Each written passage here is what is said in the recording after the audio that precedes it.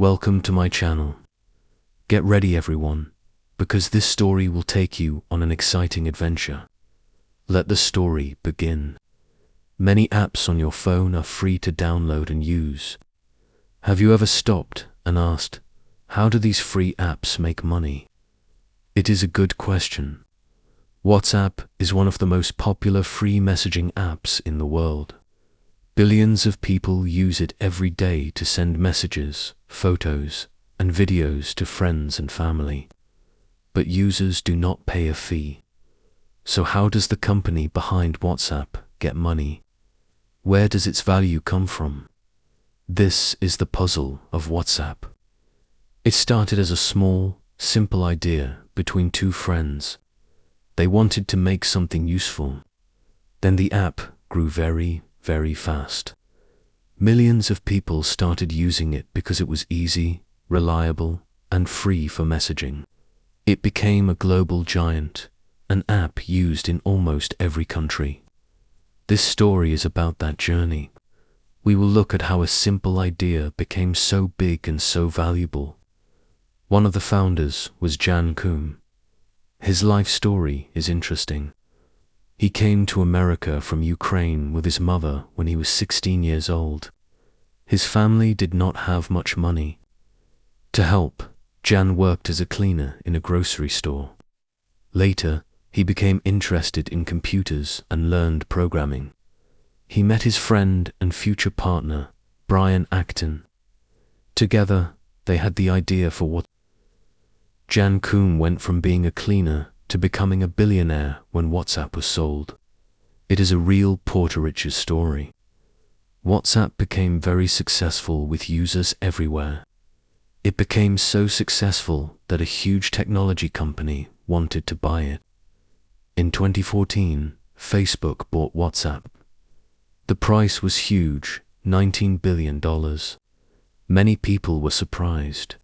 That is a very large amount of money, especially for an app that was not making much profit. Why did Facebook pay so much? What happened to WhatsApp after the sale? Did the app stay the same? Did the founders stay with the company? This video will explore the history of WhatsApp. We will look at how it started, why it grew so fast, the reasons for the big sale to Facebook, and what happened after Facebook took control. We will learn about the promises made and the problems that came later. It is an important story about technology, business, money, and how our information is used. 2. A good idea starts. The year was 2009, a few years before the first iPhone arrived. Now, many people were getting smartphones. These phones could do more than just make calls. They could use the internet and run small programs called apps. The world of apps was just beginning. Two friends, Brian Acton and Jaed, watched this change. Jaed came to America from Ukraine when he was 16 years old. His family needed help and they lived in a small apartment. To help his family, Jaed worked cleaning floors in a grocery store. Brian Acton went to a good university and studied computer science. Before WhatsApp, he asked for a job at the big company Facebook, but he did not get it. He said he was ready for the next adventure in his life. Soon, Brian and his friend Jaed had an idea together. They wanted to make a new smartphone app. Their first idea was an app for status updates. People could use it to tell friends what they were doing.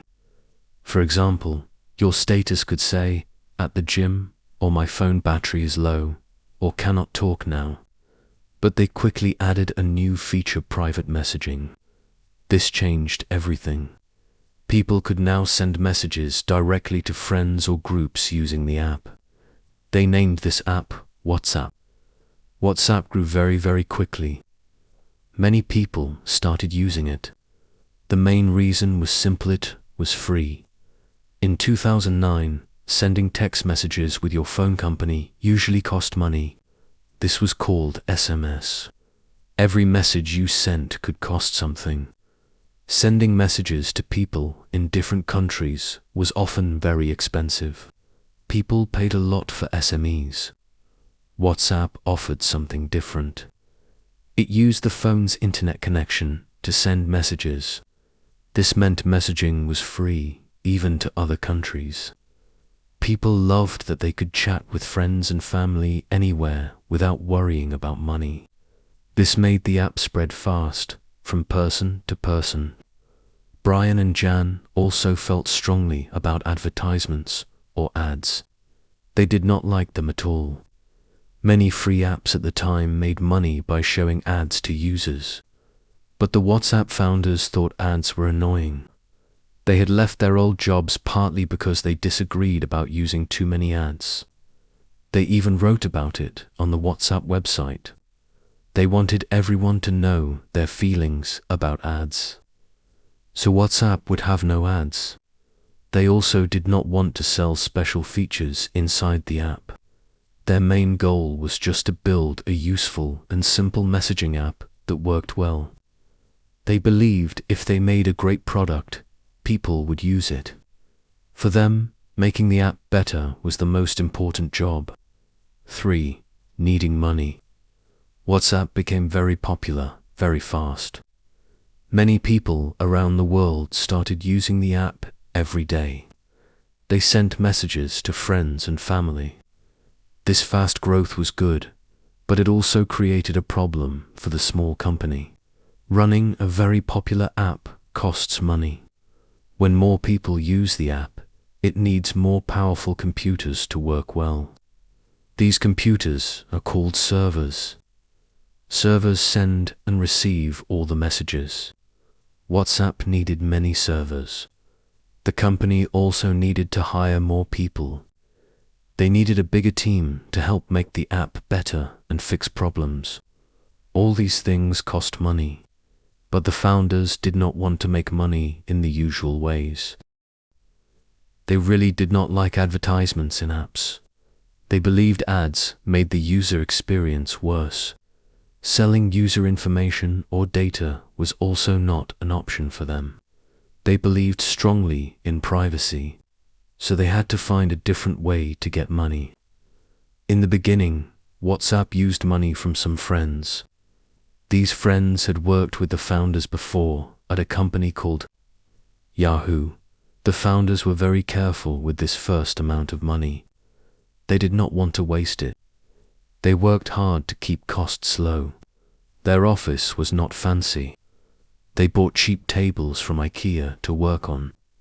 When the office was cold, they even used blankets to keep warm. They were different from many new technology companies in Silicon Valley. They were not trying to grow very fast just to make millions of dollars. They were careful with their money.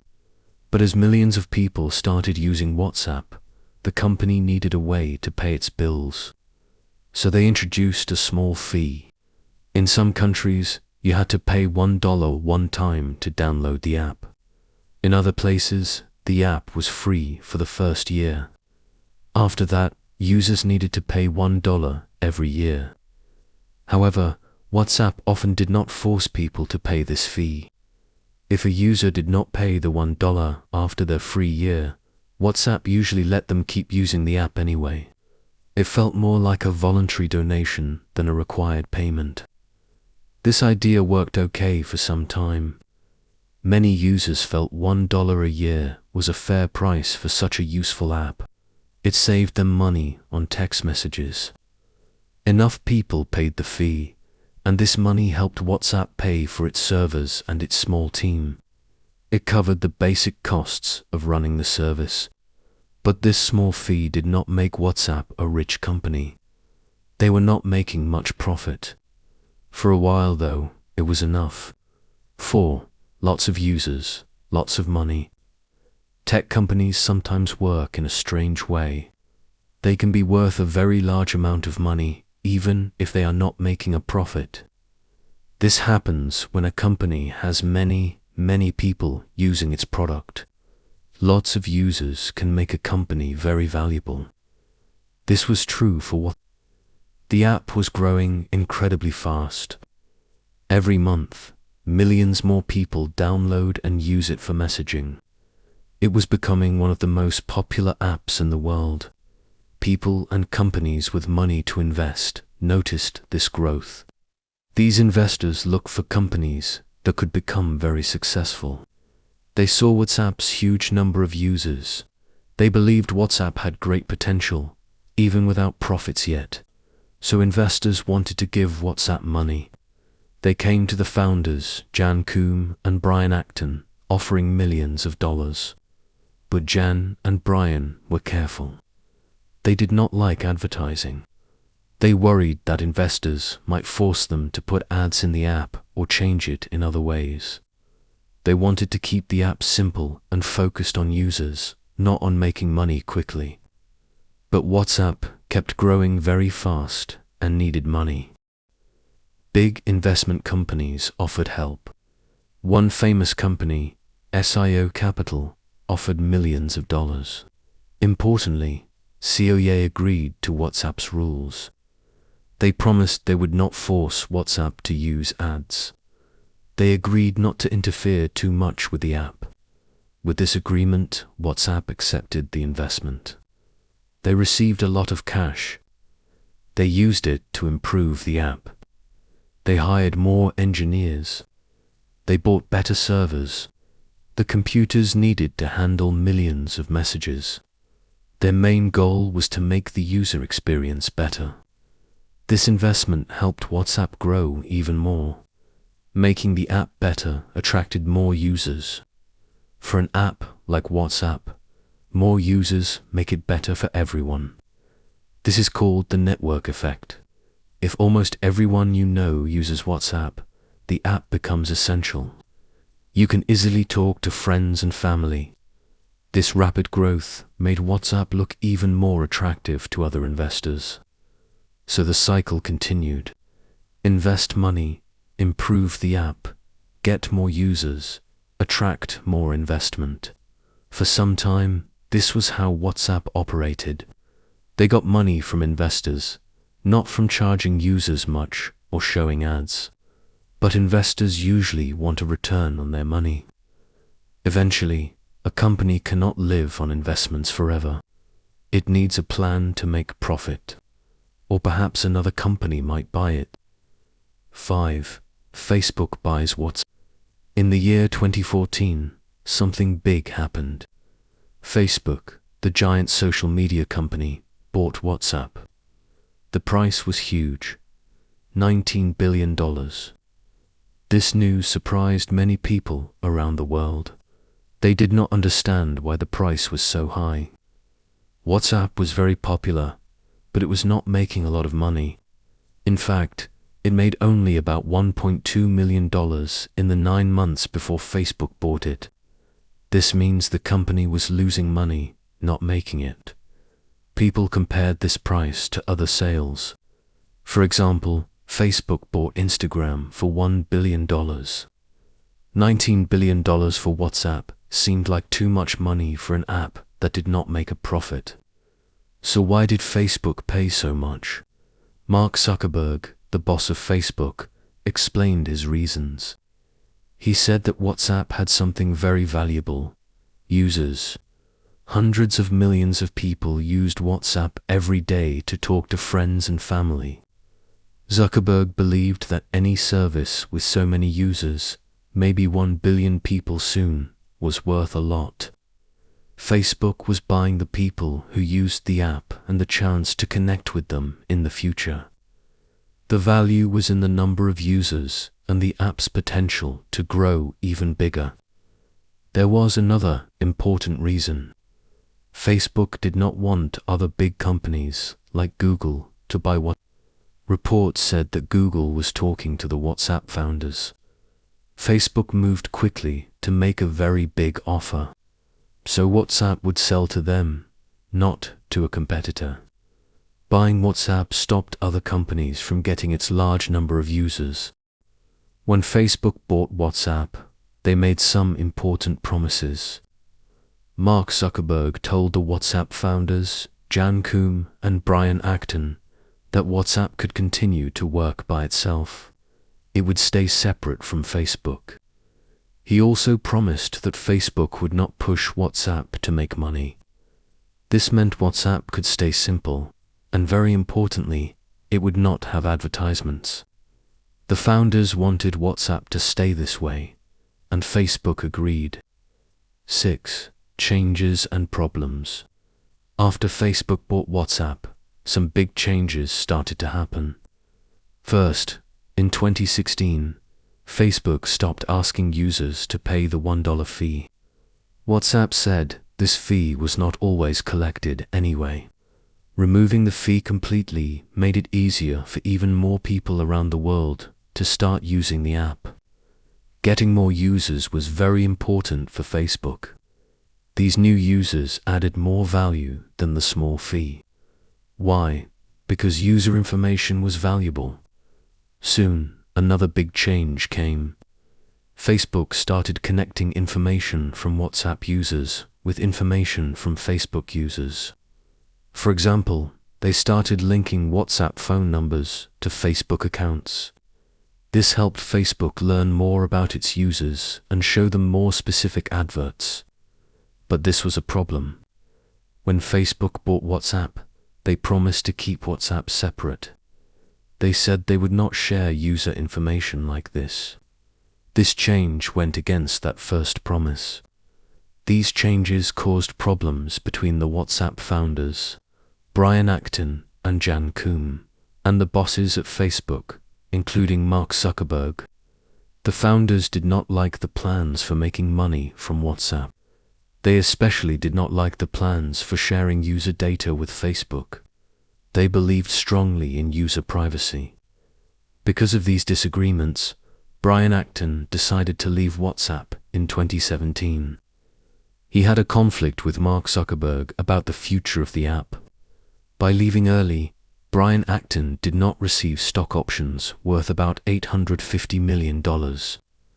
This was money he could have received if he stayed longer. Later, Brian Acton publicly showed his feelings. He wrote a message on Twitter telling people it is time. Delete Facebook. After leaving, Brian Acton used $50 million of his own money to start a new messaging app called Signal. Signal is a non-profit company. This means its main goal is not to make money. Instead, Signal focuses strongly on privacy and security for its users. Brian Acton wanted Signal to be like the first idea for WhatsApp: simple, private, and without ads. A year after Brian Acton left, the other founder, Jan Koum, also decided to leave WhatsApp. He left for similar reasons. Reports said he disagreed with Facebook's plans to make WhatsApp's message security weaker. Facebook wanted to do this to make it easier to make money from the app. The departure of both founders showed that the first dream for WhatsApp was very different from Facebook's plans. 7. Your information. After Facebook bought WhatsApp, some things changed. In 2017, leaders in Europe gave Facebook a big fine. The fine was $110 million. They said Facebook did not tell the truth when it bought WhatsApp. Facebook said it could not connect user information from Facebook and WhatsApp easily. But later, people learned this was not true. WhatsApp was already sharing some user information with Facebook. This information included things like your phone number. This helped Facebook show you ads. One of the WhatsApp founders learned that Facebook always planned to connect WhatsApp phone numbers with Facebook accounts. This helped Facebook collect more data about people. The other WhatsApp founder also left the company later. He left because Facebook bosses wanted to make WhatsApp's message protection weaker. This would make it easier for Facebook to make money. Some people now worry about how private WhatsApp messages really are. They worry that maybe the messages are read by the app before they are protected and sent. Facebook needs WhatsApp to make money. One new idea is WhatsApp Business. This service helps companies talk to their customers using WhatsApp. Big companies are trying this service. WhatsApp gets money from businesses if they take too long, more than 24 hours, to answer a customer message. WhatsApp also plans to put advertisements in the status part of the app. This is different from the founders' first ideas. They did not like ads. In early 2021, many users became worried. WhatsApp updated its privacy rules explanation. Because of new rules from Apple, WhatsApp had to list the information it shares. This list included your phone number, your profile name and picture, your contacts list, information about your phone, your location sometimes, and other things. WhatsApp told users they had to agree to the rules, or they could not use the app after some time. This made people confused and unhappy. But WhatsApp explained that this was not a new change. The company said it was already sharing this kind of information before. The update was just to make the rules clearer for users. 8. What should you do? Many people worry about sharing their information when they use WhatsApp, but millions still use the app every day. Why is this? One big reason is that almost everyone uses it. If your friends and family use WhatsApp, it is hard to stop using it yourself. You want to stay in touch with them easily. This is called the network effect. The app is more useful because so many people are on it. Using free apps often means you make a choice. You get a useful service for free, like messaging. But the company might use your information. WhatsApp is free now, but Facebook, the company that owns it, uses data. They use data to understand users better and to show adverts on Facebook and Instagram. Many people know this, but they choose convenience. They like that WhatsApp is easy and free to use. Are there other apps you can use? Yes, there are apps like Signal and Telegram. Signal is known for being very private. It is run by a non-profit group, so they do not need to make money from user data in the same way. The man who started Signal also helped start WhatsApp, but he left because he did not like Facebook's plans. Telegram is another popular app. However, some people say it might be less private than WhatsApp, because messages are not always protected with a special secret code automatically. It is good to remember that many companies collect information about their users, not just Facebook or WhatsApp. When you use a store's loyalty card, the store learns what you buy. When you visit websites, small files called cookies track what you look at. Collecting data is common for many online services. Some people think the data WhatsApp collects is not so different from other companies. So, should you stop using WhatsApp? The choice is yours. Think about what is more important to you. Is it easy communication with everyone you know? Or is it keeping your personal information as private as possible? Using WhatsApp is convenient, especially if everyone you know uses it. Using an app like Signal might be better for privacy, but fewer people use it. There is no single right answer for everyone. You need to decide what trade-off you are happy to make. It helps to know how these free apps work. There is a saying, if you are not paying for the product, maybe you are the product. This means the company might be using your information to make money. So, what do you choose? Hey there, just a second before you go. If you learned something new today, please give this video a like. Write your thoughts in the comments and subscribe to the channel. It only takes a second and it really helps to create even better English videos for you.